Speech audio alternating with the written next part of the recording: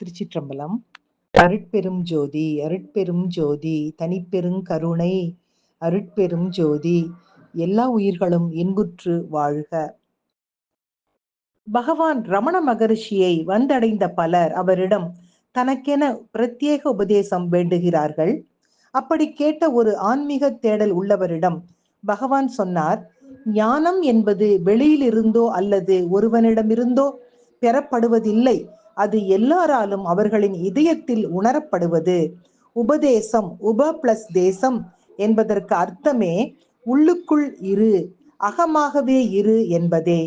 அந்த சுயம் என்பதை வெளியில் தேடிக்கொண்டிருக்கும் வரை ஒருவரால் சுயம் உணர்தல் என்பதை அடையவே முடியாது. உபதேசத்தை பற்றிய பகவானின் மொழி எப்பவும் இதுவாகவே இருந்தாலும் ஒருமுறை ஹரிஜன பக்தர் ஒருவருக்கு உபதேசம் செய்த தனித்துவமான சம்பவம் நடந்தது.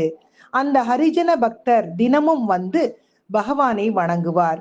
சமூகத்தில் நிலவிய பொது பழக்கத்தினால் ஒரு ஓரத்தில் நின்று கொள்வார். இதை தினமும் கவனித்துக் கொண்டிருந்த பகவான் ஒரு நாள் அருகில் வரச் சொன்னார். அவருடைய பக்தியில் உருகிய பகவான் அந்த பக்தரை கருணையுடன் பார்த்தார்.